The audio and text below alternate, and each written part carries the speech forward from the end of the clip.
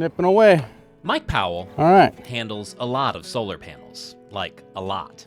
35 panels. And that's just one house. As an installer for Seattle-based Sutera, he's been busy hoisting 50-pound panels to roofs across town, one by one. And there's that. Then it's up in the air, today, high above Magnolia. You ever work with anyone that has a fear of heights? I think we all do a little bit at first. We're trying to start on that end though, right? He's worked here for a couple years now and says it doesn't ever seem to slow down, with some customers waiting several months for an install.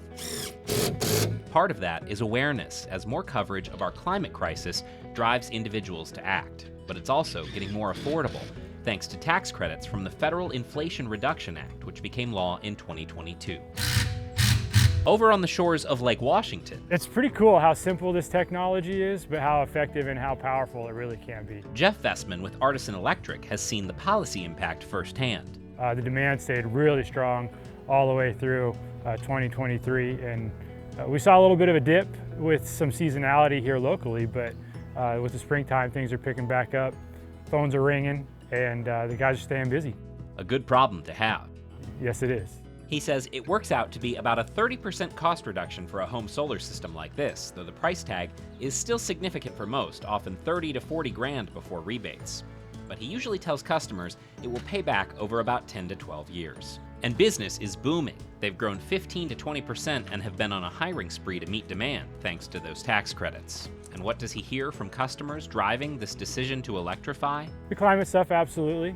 Reducing carbon and their footprint, you know. So there's the altruism, there's the financial payback benefit, and there's the lowering of the carbon footprint, which, you know, are all positive things for customers. Which is also what motivates Amy Carpenter, owner of Sutera. Yeah, I feel super proud of the work that me and my team are doing, and of course the excitement that our clients have. It always feels good to see someone flip the switch and go from not solar to solar. Though they do warn caution if you're considering the solar plunge. They recommend getting 3 bids just like any contractor and looking for reputable companies. The state trade group, WASIA, has a list of them online. And you look at who our members are, like you're going to know that you're working with companies who have adopted that code of ethics and stand by it year over year. President Caitlin Borstelman is also the regional sales manager for a solar distributor, Green Tech Renewables. She says the industry is hoping for more workforce development like electricians, hanging on to net metering policies in Washington, and education for home and business owners. And yes, solar works even with our notoriously gray skies. Solar in general is on a really positive upward trajectory nationally, and locally we've been having actually a pretty healthy, strong market locally relative to the rest of the national market for a couple of years now. A lot of that she attributes to educated customers taking advantage of tax credits, grants, and other assistance. The Department of Energy says there's now over 1 million solar installations around the U.S. and cites a study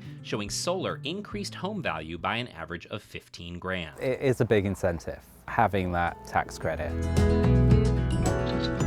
Back in Magnolia, work is wrapping up, and homeowner Glenn Thomas is excited to show his kids the new panels. It's been remarkably easy because you kind of like have concerns about putting holes in the roof and doing panel replacements, which I did as part of this project. It's not too bad so far.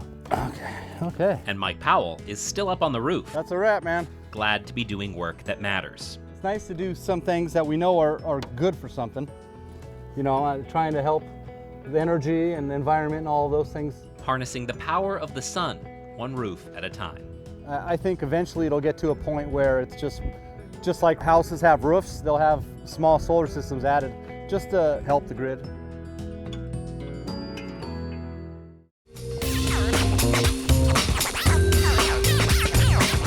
Watch City Stream Tuesday nights at 7 on the Seattle Channel, or find us anytime online at seattle.gov.